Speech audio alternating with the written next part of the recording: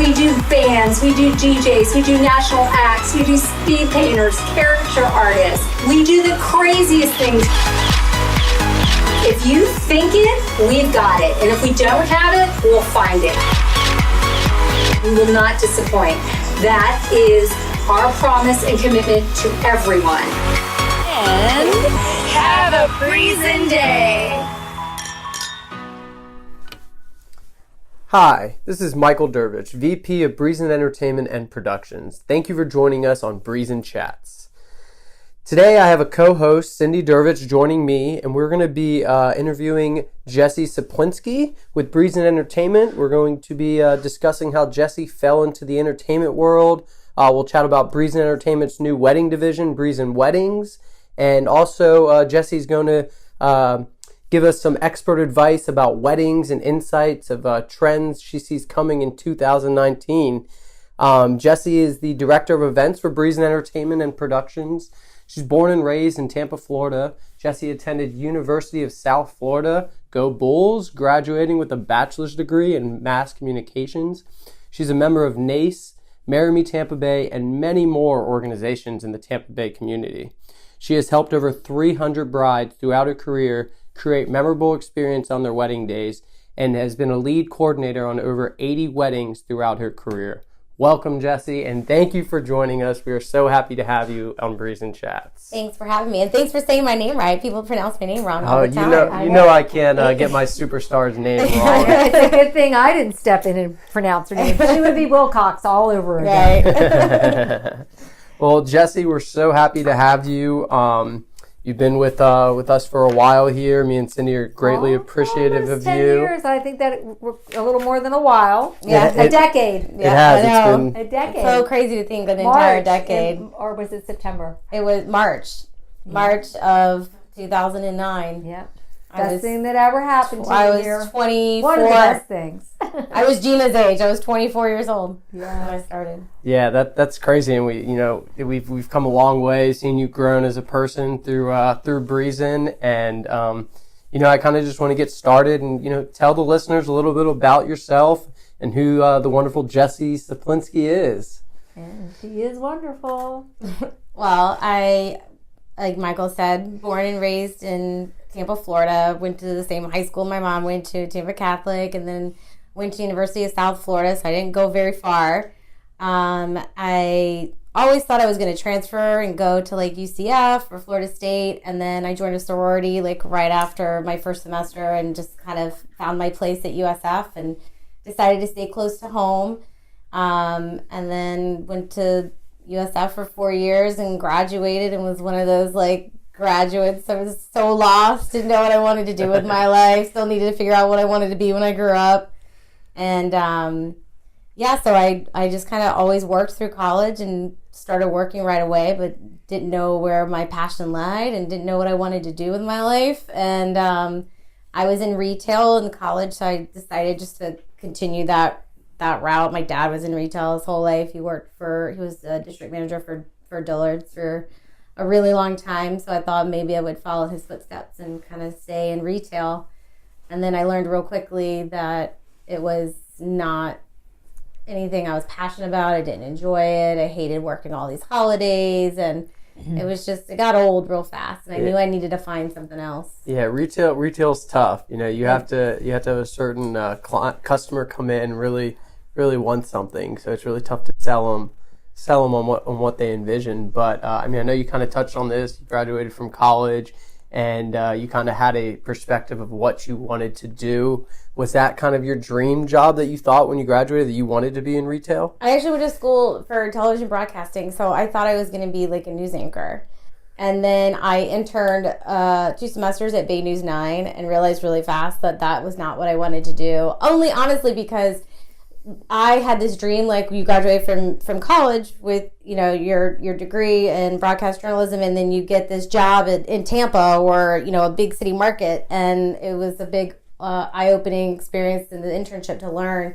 You have to start in like this podunk town where nobody knows you and you're making nothing and there's maybe a population of 20 people, and I just couldn't see myself, doing that and living in, some no-name town, and to get started, that's not what I had envisioned for myself, and I decided real quickly to take a different route. However, I don't even know if you were around for any of Jessie's debuts on the morning show or the morning TV. The Morning Blend. Yeah, the Morning Blend. She's been on several times and asked back for the holidays, and she's very creative and very I get to proud do of her. a little bit of She's got TV bug. here and She got there. her bug in there. I like doing it when I can. So the mass communications wasn't all just my for mom nothing. my mom goes, well, finally your degree is going to something on these TV little gigs you've got, and it's more for fun, and it's free advertising for Breezin, so it's I get to do a little bit of what I felt comfortable with in school, which is being in front of the camera, but and it really did help.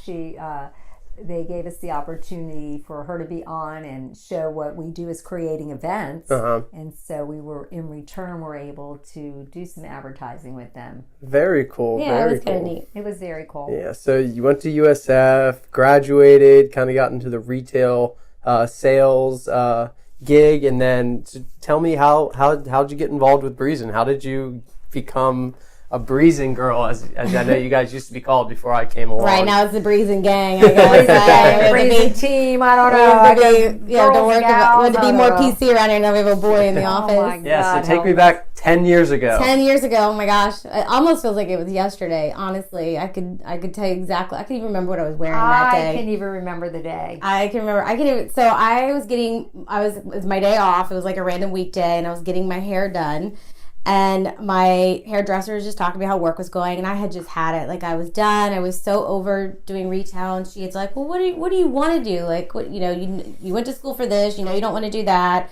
You don't want to do retail. Like, what do you want to do? I'm like, Everyone I don't know. opens up to their hairdressers for Right? some reason, I or mean, their they're like barbers. your therapist, right? You should pay her more. Actually, no. No, she pays for Sorry, it. expensive enough. And we had the same hairdresser. Yeah, at the time we did. Yeah. So I was like, I don't know. I used to play in events. I was the events coordinator for my sorority, and I was involved in Panhellenic in college. And I used to plan. My dad when I don't know if I've already told you this, but my dad used to have all the managers in the district come and do a holiday party at our house. And my mom would pay me like a minimal amount of money to put all the platters together, to put all the decor together. And this is when I was like, 15, 16, 17 years old, and I would do this for my dad. Natural, Michael. And put together hostess gifts and gifts for all the guests to take home, and and I used to love to do that and hand make all the invitations to all the, it was before we had all the internet. We could just order things on technology. Vistaprint, but I used to hand make all the invitations. And but besides that, just being super involved in my sorority and doing events for them, I was like, I don't know, is there something in events? I don't even know what that means. I don't even know where to begin, how to get into that industry. I didn't know anybody that worked in the event world. And she's like, oh, have you met Cindy Dervech? I'm like, no, have you heard of Breezin Entertainment? Like, no, I haven't heard of them. And she's like, well, look them up. Like, if you need to get involved in events, that's the woman you need to talk to. She's like the queen of events in Tampa. She's got this amazing company. So I was like, oh, okay. So I went home, and the website was very confusing back then. I didn't even know what was right. It was horrible. They even have one. I honestly really couldn't tell what they did, but I saw like music and bands and DJs, so I at least got that much out of it. And I was got like, me by for a long time. right? So I was like, okay, well, they can seem like they got it going on, So I ran home, I printed out my resume, I, put on like a nice outfit, and I drove over here. And there was somebody sitting at the front desk who looked important. Was that Mo? I think it was Mo. Welcome She to kind of looked important, and it was just like, hi, I'm Jessie, and I don't even know if you have a position open, but here's my resume, and you should really hire me. And she was like, I'm not Cindy. And I was like, oh, okay. Is she here? And Cindy wasn't. I wasn't here. She wasn't here. And I said, well, you can just tell her, I came by, we have the same hairdresser, I'm looking for a job, and I just love to just speak with her. And in my mind, I didn't even know if there would be a job here open, but I just thought maybe she could help have some insight or open some doors for me, and at least kind of get an idea of where I could start. And then, so with that little pause, I was out on sales calls or meeting with a client, and I came back, and the girls stood up, and they said, here is a resume. You will hire her. You have interviewed enough people. You need to make a decision. I said, fine. Called her up, you're like, can you come tonight? And it was like, said no. Right. Because you were working. Yeah, I was working. Yeah. I said, well, where are you working? And you said at Jessica McClintock. And I said, okay. I said, well, can you come, tomorrow? And then we set up an appointment. So I called Stevie D up. I said, Stevie, meet me at the International Mall. He goes, where are we going? I said, the girls tell me I have to hire this woman or this young lady, and Stevie and I went to the mall. They were stalking me. Did a little secret shopping? Did a little secret shopping. Here was Jessie, my height, flat shoes. And Stevie goes, she's wearing flat shoes. And I said, she's in retail. She's on her feet for 14 hours a day. And so we went in and we scoped her out first. Can I help you? Then I introduced myself. Did you know at the time before she introduced herself I didn't know. I mean, we didn't have social media. Facebook was just starting. We barely had Facebook. Yeah. 10 years ago, really, we didn't have anything like that. So I had no idea what she looked like. I thought Mo was Cindy Dervech. So this random customer comes up to you, starts talking to you, and kind of picking your brain. But then I hugged her and I'll see you tomorrow. That's where it went. And then we just talked. I said, well, do you want to come in tomorrow? Or I might have even hired her right there. I used to do that a lot. I used to have a gut feeling. You told her boss that she quits? No, she was the only one. That was the easiest, I quit I ever put in my life. But I don't know. Did I hire you on the spot right there? I came in and actually interviewed after work. And then the next day I came in and interviewed. And that you hired me on the spot then. Yeah. And you're like, when can you put in your notice? Well, you don't work tomorrow. You can come in tomorrow. And she said, fine. I was like, okay. So and then the days that I worked, I had late shift. I was working 1 to 9. I would come in here from 8 to 12:30 and at least try to start getting my feet wet. And a girl was getting ready to leave. Teresa was here, and she was doing the events. And then Kiera was your sales assistant, so she was getting promoted as your events person. And I started in the hot seat, I call it, right next to her in the office. And the hot seat, I can say, is still there. It is still there. And it's the best place everyone learns here. And you know what? It is something that Cindy really prides herself on, is the hot seat. I don't like the name. Every employee, every intern, even you, Michael. Even every entertainer that comes in here, they have to sit next to Cindy for at least a day to see the madness that she goes through, to see her process, which sometimes isn't the conventional process, but somehow, some way, 30 years later, she's still getting it done. And there's a reason that the business has been around for as long as it has and has been so successful. So there's something to learn in that hot seat. And it's true, like the osmosis, like you start hearing yourself answer questions the same way, or remembering to ask them open-ended questions to open up the sale even more, and things that you just can't really teach somebody. You just kind of have to learn by example and being in that room. That natural sales instinct. Yeah, it's just that instinct, but you learn so much. Yeah. I mean, we do call it the hot seat because everybody sits there, but whether they like it or not. Yeah, but that's how I started. I was her assistant. I'm like, I don't even know what this means. I don't know how to sell a DJ. I don't know. It was and this awesome. was very different too, because everything was a hard file, and every email was printed out. Were we still doing DOS on the computer, or when you started, did we have the access in place? Access was in place, because when we first started, we had we had no follow-up system though. So my follow-up system was a drawer, and it said Monday, Tuesday, Wednesday, Thursday, Friday. And in that drawer, because each client that was an inquiry got their own file, and that we started that inquiry. It was all paper. Everything was handwritten on a piece of paper. And all of her notes, and if you had to pick up one of her files, you couldn't read anything. You didn't know where. No, you can't read my handwriting. And so it was said I should have been a doctor, right? And so it was. Depending on the day we needed to follow up with them that following week, we just moved it to the next day, and it worked. It worked. It was the most inefficient way of doing things, but we made it work. But we had no CRM, because at the time we hadn't built CRM in the Access, which.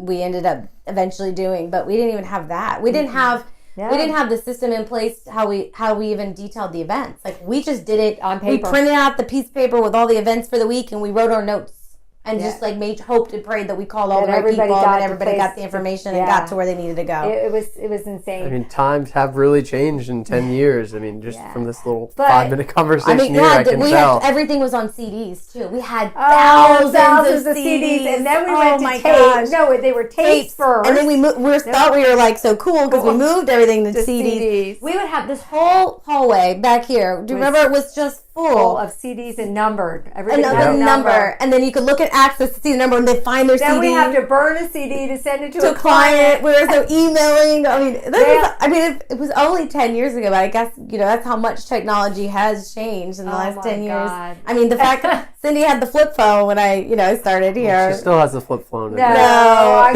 got my oldest son told me you'll never learn how to use a phone. Oh my God.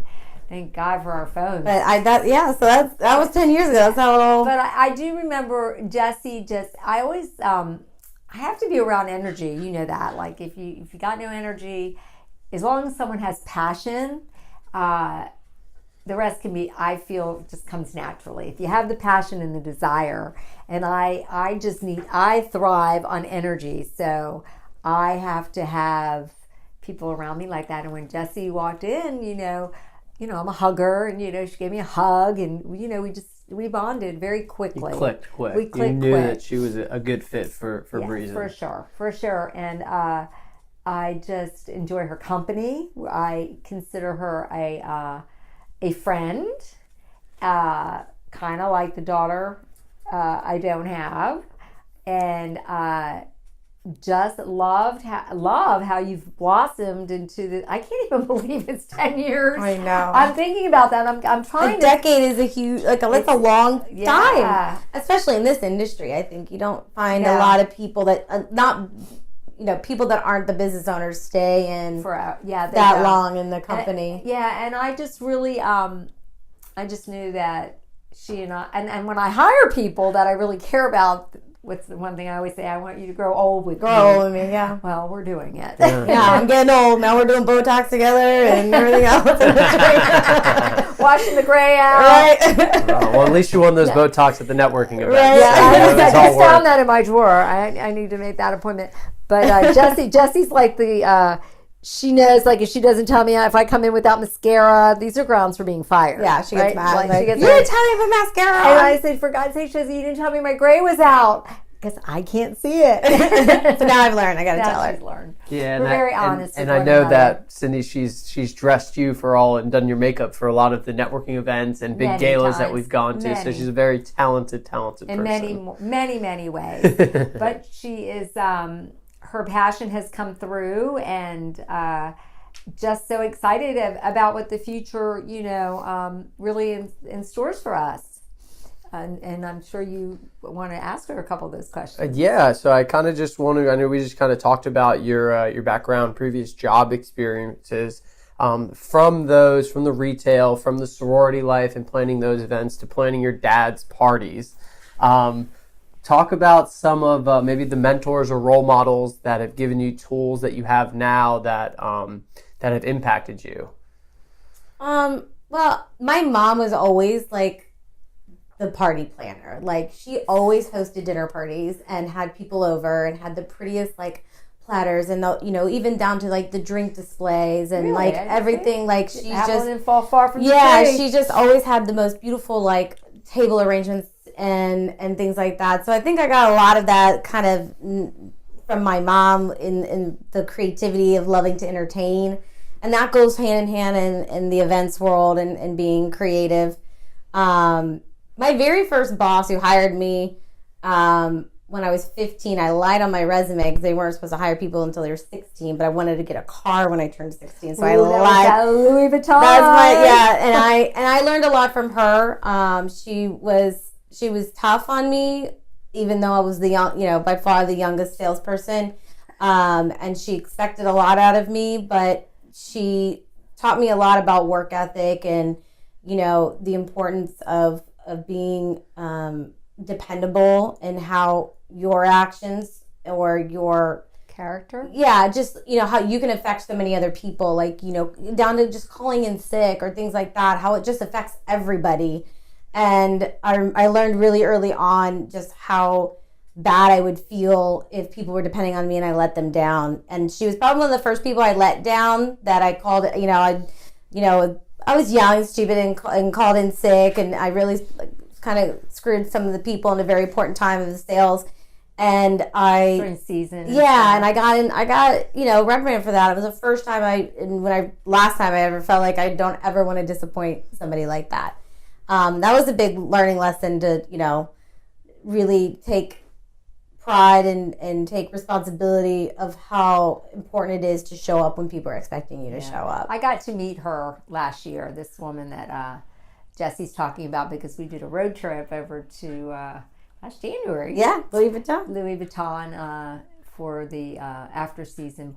Yeah, and she's the DM for Louis and Tampa. And she couldn't say. She was very disappointed when Jessie left her to move on to the next move. Did you go to the shop after that? I worked for her all through high school, and then a couple of years in college, and then I wanted internship experience, so I left to go work and then do some internships with different companies just to have that experience. So it was probably my junior year of college when I left working for her. But I always maintained, contact and a relationship with her, because she was my very first boss and first person to teach me a lot about just work ethic and having pride in your work and your job, whether you're a part-time salesperson or you're a manager of a store or you're an event director. You should always, doesn't matter your position, you should take a lot of pride in that, and just being a dependable worker and accountable, and it was just a lot of lessons I learned from her, because it was my very first time working for anybody. Your first job, your first boss, you really don't know if they're telling you right or wrong until you experience it. And like you said, taking some of that time off during the busy holidays, you really saw that you were letting your team down, you were letting your boss down, who really was counting on you. So it's cool to see that, learning from that experience and what it brings today for you. Yeah. So I know we've talked about that you're very passionate on the wedding side of it. I mean, tell me what a day in the shoes of a wedding coordinator is. I mean, give me the good, the bad, the ugly. Give us some insight of what a wedding coordinator is. It's still, I would say, fairly new to this. I don't want to say new. It's been the last 7 or 8 years I've been doing this, but it's been the last year and a half really with Breezin Weddings that I've been doing it more like a part-time job on top of the events. Mm-hmm. So, what I love is that there's not a lot of jobs that I feel like that we can do in life where we can see the hard work that has been put in from start to finish, and then see it play out and be executed, and really get to experience that hard work you put in. So many jobs where you might be a project manager and then you pass it on to the next person, but you never really saw it all fruition. Come to fruition, the whole thing come to place. So to the experience of meeting that bride for the very first time and understanding her vision and what excites her and what she's looking forward to on that day, to going to a design meeting with the florist and looking at her, Pinterest inspirations and stuff like that, and then putting all the right vendors into place for them to make that happen, and then to be there that day. And I always tell, I get chills even talking about it. It never gets old. My favorite moment of the wedding is when I send that bride down the aisle with her father. There's just something about that moment that's the father giving her daughter away, or giving his daughter away at their wedding. It's just, that's the epitome of why everyone is there. And she's now going to join a new, be a new family, a new start. And both families are both gaining, a new son-in-law or daughter-in-law. So there's just something about that moment that I just love to take in every wedding. I don't care what it is. I fluff the dress, fix the veil on the train, and then send her down the aisle with him. And it's just fly, yeah, right. Spread your wings, butterfly. It's just a cool moment, and there's just that satisfaction. And then I love it too when ceremony's over and you get to walk the bride into the reception room before everybody goes in, and they get to kind of have that first look of the room that they envisioned for a year of how it would look, and to see them almost in tears. This is more than I could have ever imagined. This is exactly how I envisioned it. It's just such a cool experience from start to finish to see the whole thing play out and put all your creativity and the hard work, and then get to really enjoy what you worked so hard for. And there's not a lot of jobs, I don't think, that in any industry that you can have that you get to see that and be on the creative side and the planning side and then actually be part of the entire day. So there's just something really cool about that experience. I mean, yeah, you have your things that happen and the crazy brides, but I honestly feel like I've been so lucky with our clients, and I just feel like the Breezin wedding brides that we've had so far have just been amazing and so grateful and just so happy, and so, you know, not a single negative comment or review from a single person that we've been able to work with, whether it was myself or one of our other lead coordinators. It's just been really awesome, and it's just I don't know, we've just been really, really lucky. I'm not afraid either to you know, fire a client if I feel, and Cindy and I have had this conversation, if I feel like we get into start the planning process and it's a bride that we feel like we're never going to meet their expectation. Yeah. Their expectations are just way too much more than what I'm just setting myself up for failure. Yeah. And it's just better to part your ways, give them their deposit back, maybe give them a referral of another planner they might mesh better with. I haven't had to do that, but I have no problem saying this person is just not worth it. Yeah, I mean, the brides, obviously, they come in and they want to connect with their wedding planner, and it's got to go both ways. Your wedding planner has to be able to connect with you as well, because if you guys aren't envisioning the same thing and they're not able to put the envisionment of, if that's even a word. It is now. We'll make it a word now. Yeah, we'll make it a word. It's a word. Yeah. So if they can't envision and put that into real life of what you think, then, you know, it really is the time that, you know, you kind of just have to cut that tie, because everyone needs to be pretty much hand in hand, working together and on the same page. Well, and I would say my biggest, I want to say gripe, but the biggest challenge I've had is when there's too many, when there's just too many chiefs involved. Mm-hmm. When you've got the mom who wants to have all the opinions. You've got the dad who says, I'm paying, I don't care what my daughter wants, it's my money. Or you've got the daughter who has such opinionated ideas, totally different what the parents want. And then you've got the groom's family, you know, and you've got all these people, you know. So there's been times where I've had powwows with the whole family and said, listen, there's going to be one person I want to report to, and that's going to be you. And then however else you guys want to communicate this information, it's up to you guys. But I can't be answering the same question 3 different ways because you don't like the answers I have for each one of you. Yeah, and I know there's been times where you've met with the bride here, and then the next day the dad comes running in and wants to change something up, and then you're polite, you work with them. You fill in the middle. You call up the bride, hey, your dad just came over here. Yeah, and I don't want to cause any drama or throw anybody under the bus, so I try to be as diplomatic about it as possible. So as soon as I see that little trouble in paradise where that might happen, I call up an emergency family meeting and I set everybody down, and we just kind of this is how it's going to be, this is how we're going to communicate, and if this is not going to work, then this isn't going to work. It has to be communicated that way. Yeah, and I have to just tell you, you know, we have been very blessed the last 2 years. It's close to 2 years now, I think, that, you know, when Jessie had come to me and had said, you know, I watched her, and I know this is her passion, so it was a very exciting thing for us to roll it out together, because it's something she really wants to do. And I think our timing was extremely well. First of all, for her to be able to fill some more of her dreams and her joy, and continue being able to have her responsibilities as the events director. But it's not by accident that Jessie's brides are wonderful, and that we've had a wonderful experience. I think she's booked about 40 of them since we've rolled out the division of Breezin Weddings. It's those are the type of people that gravitate to Jessie. And she hasn't had to fire anybody. She hasn't had to say no to anybody. The only people she's had to say no to are people because she's been booked. So that's kind of cool when you get to that point where you're getting booked up, and she sees her, she always has two leads. She has a lead and herself on every wedding. Yeah, I was going to say, why don't you tell us a little bit about like kind of maybe your team, how many people you have working under you? And I mean, obviously you can't do every single wedding. I know, I wish I could.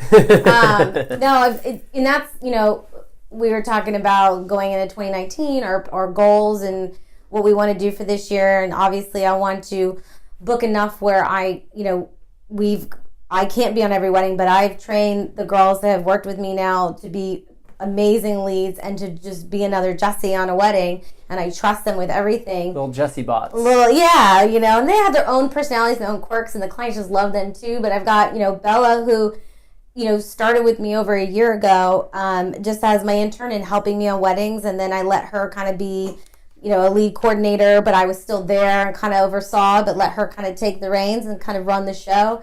Until this past year, just a couple months ago, she started doing, leads on her own weddings and having her own assistants.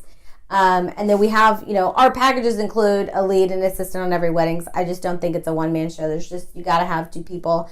But our assistants are people that want to be wedding coordinators that just need that experience. And I want them to understand how we do things and how we treat our vendors and treat our clients.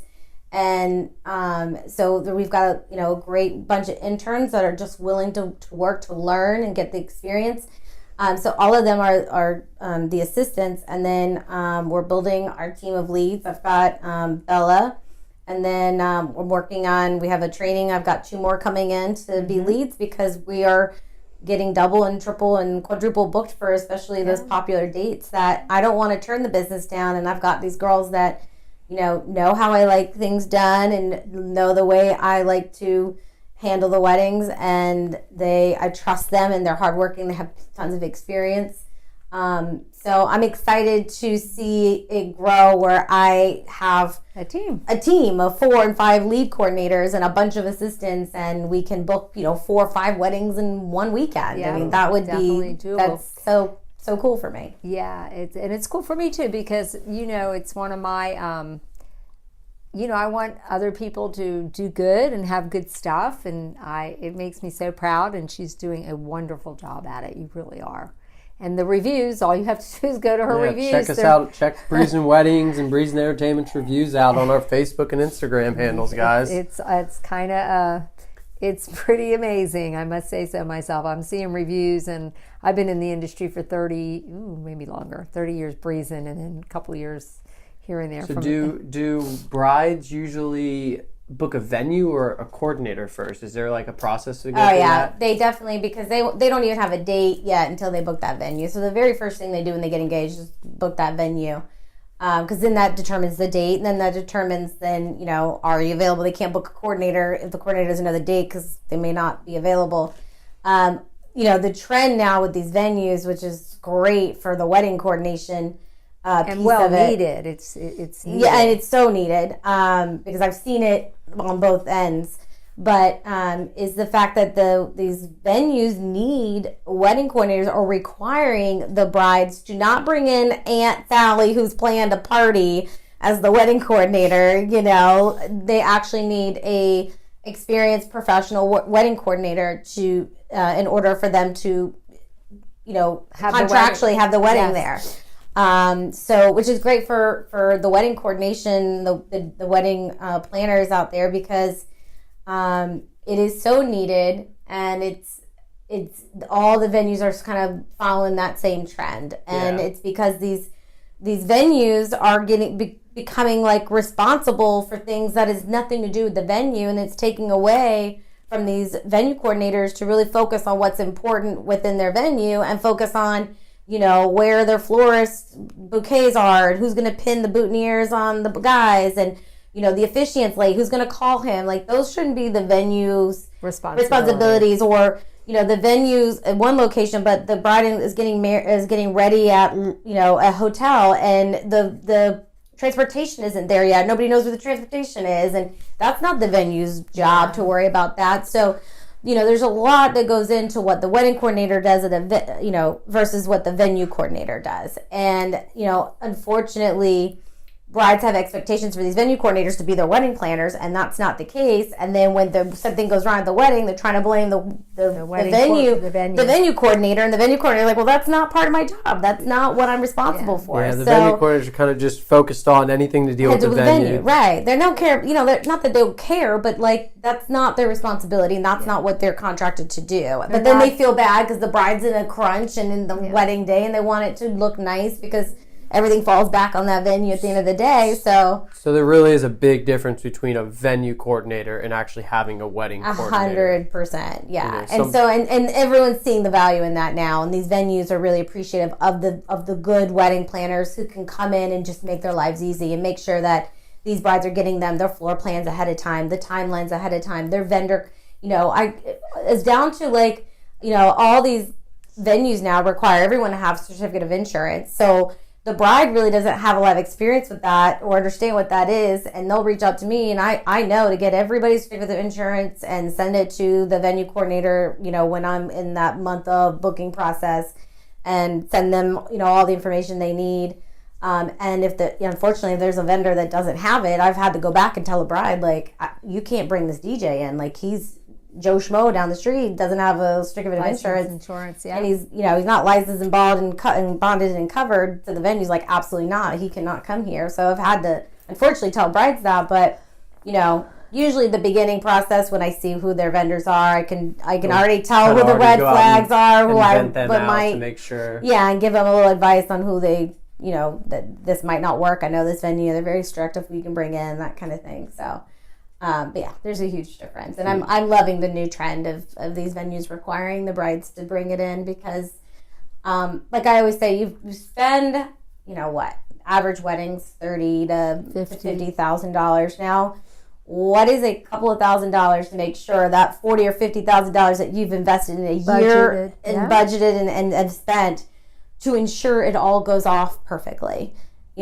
And what is that little bit of an investment when you look at the big picture of all the money you're spending on this wedding? It could completely fall apart if you don't have the right wedding coordinator to ensure that it runs smooth, or you're stressed out your whole wedding day and you don't enjoy it. Yeah, why would you want to have your wedding and have to worry about, is the caterer doing this? Is the photo booth guy here? Is the DJ? Yeah. Or, the DJ's running late? Like, yeah, and you don't even know, that. And I had we talked to a bride today, and she was like, I wish I would have gotten a wedding coordinator, versus just relying on my venue coordinator. Although her venue coordinator was fantastic, she was like, at the end of the day, the people not involved in the venue, her other vendors, were coming to her throughout the wedding. Did you do this? Did you get that? Do you want to do that? DJ's like, are we doing cake cutting? She's like, why is everybody asking me this? Like, those are the things that the wedding coordinator would just dictate throughout the day of the wedding. They would know to expect those. They wouldn't go to the bride for this question. They would come to the coordinator, the wedding point of contact, basically, for all vendors. Exactly. And Jessie is,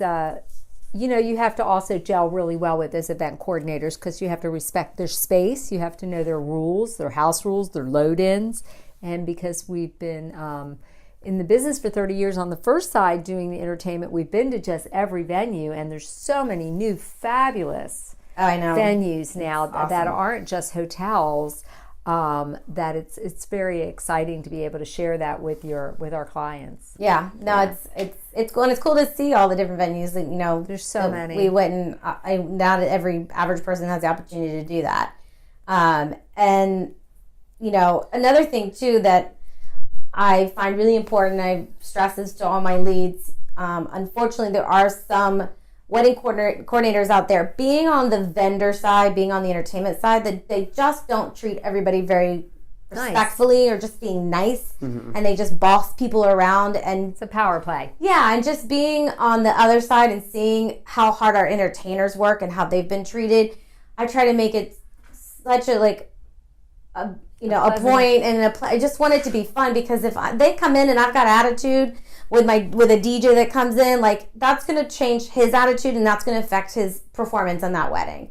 We're all the hired help. We're all have the same goal. No, I'm just as important as that guy washing dishes in the back. Yes, we were hired to help, but we're not the hired help. Exactly. That's a good one, Mike. Yes, but it's true, and so it's like, if we gotta all gel, we gotta work together, and I want to make it fun and a pleasant experience for every vendor involved, because that's going to shine in their performance for the wedding, whether it's the caterer or it's the DJ or it's the photo booth attendant or it's the, the banquet captain or the bartenders. I make a chance to go around and introduce myself. Do you guys need anything? Do you need some water? Especially if it's outside. I remember a couple of our entertainers before we really did it, there were some coordinators who were just complained to us because the entertainer asked them for a bottle of water when they didn't want to leave their equipment. Heat. They're on the beach. It was like, really? Ridiculous. How can you treat somebody like that? Like just be kind. Be kind. Everybody just be nice.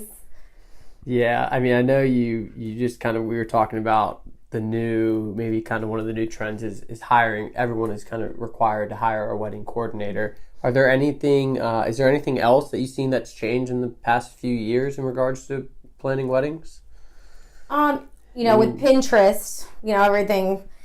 The one thing that makes me laugh is when the brides show me a Pinterest and they're like, "This is what I want it to look like," and I'm like, "I've been working on this for 10 years. I've only been engaged for a month." Exactly. Like, what was your budget? Right. That's a $10,000. That just by my experience, I'm like, that's about $8,000 to $10,000 of flowers alone. Do you want to spend half your budget on flowers?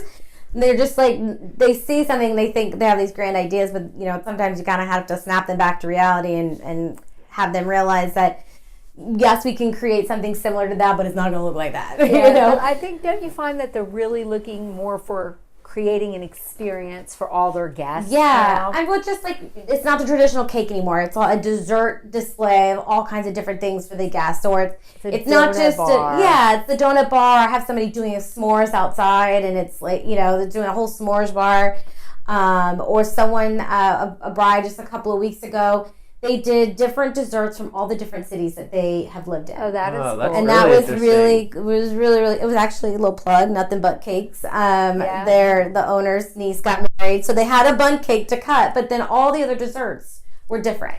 And I thought that was really neat. Very cool. I went to a wedding not too long ago, and all there was nothing but bundt cakes on every table as the centerpiece. We saw that. That was very cool. Yeah, or they're doing the bundt cakes individually for like little guest favors. The favors are I always tell people, do an edible favor. To me, the party favors that are edible are the ones that are going to get used and people are going to enjoy, that they can take home, or at the end of the night have a little sweet treat. But another trend, cupcakes were good for a while there. Yeah, people still do like little mini cupcakes, or the mini, the mini donuts are all the different flavor mini donuts are a hit, or a different cookie, like a cookie bar, or cannoli. I had somebody do all kinds of different cannolis. But another trend, I would say, is like they're really trying to put more emphasis in like their entertainment. I see bands coming back. I see people really wanting to book these big bands for their wedding, which that was kind of like a fad long ago, and it was always DJs, and now we're seeing all these bands, or we've got the band DJ fusion, which is really cool that Breezin does, which is like the the live band aspect with the DJ. If you guys haven't seen that DJ Fusion band yet, check it out on our website. Yep, we've got a great package available for that, and I'm pitching it to brides, and they're loving it. Yeah, they are. It's not as expensive as booking a full 7 to 8 piece band, but it still gives that energy and that experience of having live musicians at your wedding, and brides using doing much more contemporary music. So they're not walking down the aisle to your traditional songs anymore. They're picking really cool contemporary songs, but played on classical pieces like a violin or cello. It's that rustic theme is still kind of in. The farm tables and that kind of very rustic is still it's still a trend. Is late night snacks kind of coming in too? Late night snacks. I actually had a bride book a food truck at the end of the wedding. So literally, we got it parked right in front of the venue. So literally, guests would walk outside, and there was a food truck waiting to take their orders. Those are my favorite. I've been to a few weddings with the late night snacks. Very cool. I think that's so cool. And a lot of caterers will offer late night snacks in their packages that they can upgrade and add, so that at the end of the night, the last hour of the night, they'll come out with maybe a slider and French fry bar or something cool like that. So that's been a cool trend. But yeah, I think creating the experiences are always just trying to do something different. By the time you get married, you've been to 9 million weddings, and you just want to one up the last wedding you were at, or do something different. Or brides just really want to find cool venues too, not wanting to do your traditional ballroom wedding. either transform the ballroom and put a lot more decor into the ballroom, or completely just find one of those outside venues that isn't your typical hotel ballroom. Yeah, you've shared with me too that they are looking to do a lot of themselves in their wedding, showing their personalities. Yes. Between the groom and the bride. Yeah. And the families, bringing traditions back and whatever it might be, just to make a piece of it them. We had one bride that her family was Irish, and as a surprise to the Irish family, because she had some family that actually came in from Ireland, Breezin booked Irish dancers. Very cool. For them, and they came out. And performed during dinner as a surprise, and it was awesome. And all the family from Ireland was just eating that up, and it was just kind of cool to have a little bit of their heritage, or people do the bagpipes for their ceremonies, or it was just kind of neat to see. So many different options. Yeah, I mean, it's endless. endless. It is. Really, endless. yeah. Where did we hear that before? Right? If only all their budgets were endless. Yeah. Well, what I love about you, though, when she starts is, she sits down for a complimentary consultation.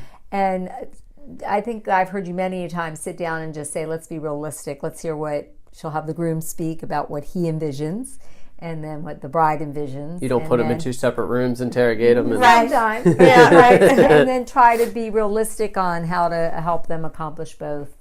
Yeah. Both. I'm just kind of jumping in because some of the comments I get, because people call me after their experience with Jessie, and that a big thing is they say that she listens, then does more talking. So she's listening to what they really want and trying to create what they want. And you're doing a really beautiful job with that. Yeah. And, and same thing, I don't want, brides sometimes wonder, like, oh, you work for Breezin Entertainment. Do I have to use your DJ? Do I have to, and a lot of them, I work with all, we work with all vendors. So a lot of brides come to us. Other wedding consultants? Yeah. So a lot of a lot of them come to me when they've already got their band booked, or they already got their DJ booked. And I'm like, nope, that's no problem. I love that DJ. He's great to work with. Yeah. They don't have to book our entertainment. It's completely separate. It is a plus for me because I know my entertainers, and it's much easier on me because I know and I trust, and they know how I work, and they know how I work, and I know how they work. So, but anyone, they can use any vendor they want. I have a preferred vendor list that I'll suggest that they ask for suggestions, but they're really allowed to bring in any vendor, including entertainment. And I also just love when she listens that she thinks out of the box on the different venues. A hotel isn't for everybody, but sometimes the hotel is the best choice for a bride and groom.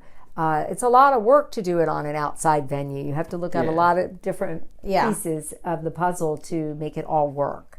And so I think I just love to give her kudos because I've really watched her really take this to a whole nother level of her expertise and her experience that she's bringing to the table. And I puts a smile on my face because I get so many calls or compliments when someone runs into me in the South Tampa area, because this is, where our hub is right here, and they just can't say enough. So, yes, we are excited to be in all the venues for them to refer us, but a lot of it's word of mouth now. Yeah. From one bride, she'll get several referrals. And most of my business so far has been, a combination of the internet and our bridal shows, stuff like that. But a lot of it is referrals from previous clients, and that's the best kind of that's the best kind of business you want to get it from, is because firsthand that they know someone close to them that had a great experience, and they want to pass that great experience on to their friend or family member. Yeah, you do a phenomenal job with your Breezin Weddings. You are very passionate about it. I know Cindy kind of said you take it to the next level, but there's so many more levels and levels to go for you that it's going to be fun watching you in the next few years take that division to the next level and more. And I know you kind of were talking about your entertainers that we worked here with Breezin. I mean, being the director of events for us, we do over 3,000 events a year. Times 9, which I don't even know where that comes out to be for the past nine and a half years that you've been here now. What does it take to be a director of events? Kind of what does a typical day look like for you in the aspect of on the event side? Well, on the event side, my Monday through Friday job, Her I day say, job. my day job. You know, the Breezin Wedding stuff is obviously a lot of weekends and evenings and things like that. But the entertainment side, it's every day is a new challenge. So it's like every day you come in and it's something different. It's never the same thing. Every event is different. You know, it's very detailed because there's so many moving parts. There's a venue coordinator involved or a venue involved. There's the client, sometimes the planner who booked it on behalf of the client. Then you've got the entertainer, whether it's a luau show or a DJ or a casino, night. It's always something different, and the load-in's different, and the time's different, and the program's different. The music selections are different. So it's getting all of those details. What are they wearing? What's their setup need? Do they need a stage? Do they need a vendor meal? Where's their break room? Where are they going to change? All these different little things, nuances that we have to remember to detail so that the event goes off, successfully, and we set the entertainer up for success at the event. I want them to show up, know exactly who their contact is, introduce themselves, set up exactly where I tell them they should set up, be in the right attire that I told them to be in, start on time, end on time, be pleasant, park where they're supposed to park, do all the things that, we try to set them up so that they don't get to an event and like, where am I going? Who am I talking to? They do that sometimes, and it drives me crazy because I gave them all of that information. For the most part, we've got amazing entertainment and very reliable talent, and, I feel blessed to know some of the people we've gotten to work with. We have entertainers that have been here way before I was here. 30 years, some of them. And it's, and they come in the office all the time, but, it's fun. That's fun. Having new entertainment come in and finding new entertainment. We vent them, right, Jess? Yeah, we had somebody come in today and play the violin, and we get video and we talk to them. So it's just like meeting all the new talent, and Tampa's got so much amazing talent here, and we haven't even tapped into anything. Yeah, even a small piece of it. We've got, gosh, I think on our side of it here, on the event side, entertainment side of it, we get probably about 10 to 15 new acts a week that are coming in. So it's finding the time to really vent them and meet them. We do a big process on that. The whole team's involved in that. We are hoping to build a studio in our one of our back offices to be able to set up a really nice setting to make it easier for, we don't call them interviews, we call them, if we once they get to the point, right, yeah, it's just more like showcasing. A meet and greet, get to know our team. And we call it a break. They come in and play for us. We get to take a little break, 20 minutes pop champagne. Get away from our computer for 5 seconds and away from the phones, and just enjoy them and their talent and them playing, and it's because we really can't do the job. We couldn't be in business without No, we need them. We're only as good as our acts. We need to continue to grow the talent and grow, all the new entertainers that are out there. We've learned and grown, and I used to, and Jessie made me stop this, have this 3 strikes and you're out, and we changed that. Yeah, I have you mess up on a gig, and I get sometimes things happen and some things are out of our control, but you really mess up or do something that is going to hurt our reputation or hurt, our relationship with a client or a venue, I'm done. Out. We work too hard, and, especially with what I do, there's no reason they should not know where they're going, or not play the right song for the right, thankfully doesn't happen hardly anymore, but I just don't have any patience for it, and I don't tolerate it, because we all work way too darn hard to set them up for success and for them to, the client, and you build that relationship over, I don't know how many months or years, and one bad apple can completely ruin that relationship at a venue or a client.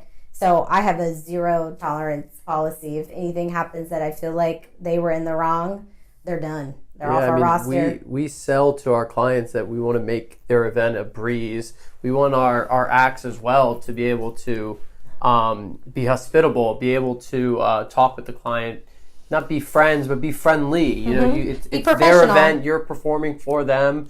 They hired you to do a job, and you need to be able to do that job with no complaints, and it's your job. It's just what you need to be able to do.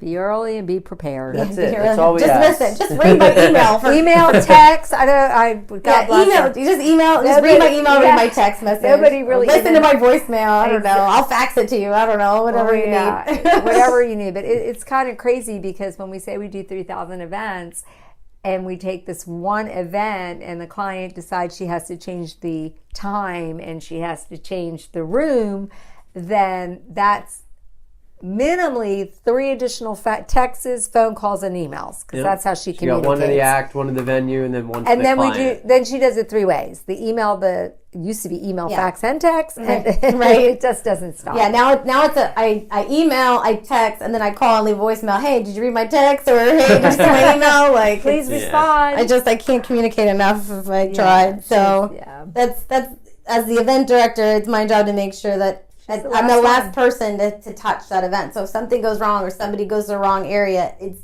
not most likely my fault.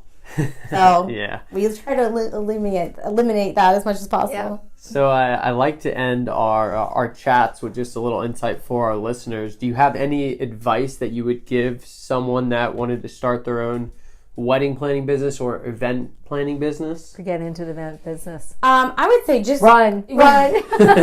Get your mind checked, girl.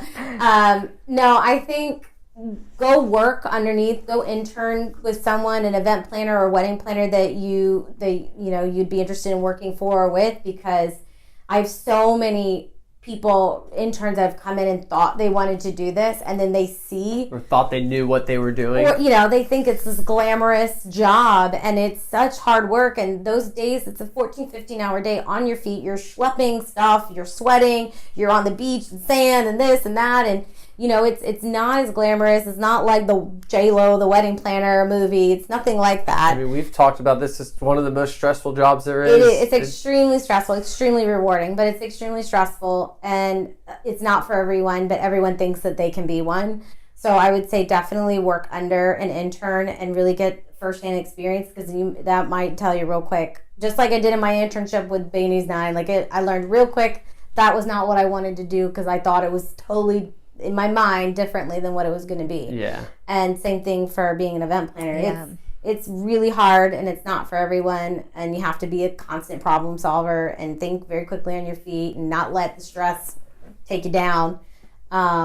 So, if you can survive busy wedding season with a wedding planner, doing multiple events and handling multiple vendors all at once, and you still enjoy it and love it, then this might be the industry for you. But if not, that's awesome. That's some great advice as well. And she's also, she's found a few niches that it's wonderful, because she's she's doing a lot of different ethnic weddings, a lot of Spanish and Latin, and then now it's kind of funny because she's doing a lot of Jewish weddings. And it's funny because I'm the Jewish matzo ball in the office, and they have just taken such a liking to her and referring her, and they love her attention to detail.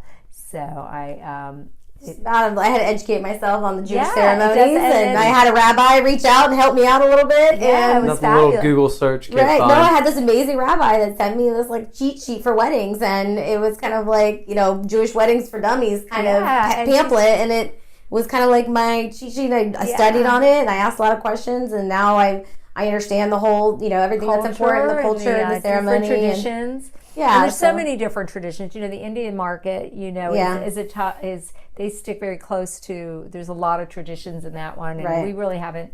It's a tough one. They like to work with their cultural, because or people who are familiar with it. Yeah, the Indian weddings scare me. I usually will pass that on to another coordinator or a couple of different coordinators I work with that know the Indian culture.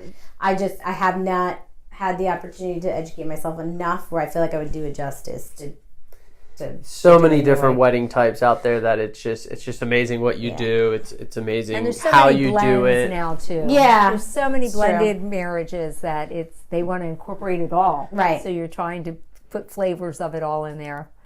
Yeah, I mean, Jessie, this was fun. I really appreciate you hopping on this Breezin Chats with us and kind of giving us an insight of who you are and what you do and how you got started. You've come a long way in the past 10 years with Breezin, but I mean, since college, I guess, since you graduated. You've come a long way from where you've been. So, I mean, thank you for being with us. Thank you for being with Breezin now. Looking forward to another great 10, 12, 20 whatever plus years together. And thanks for joining us. Thank you.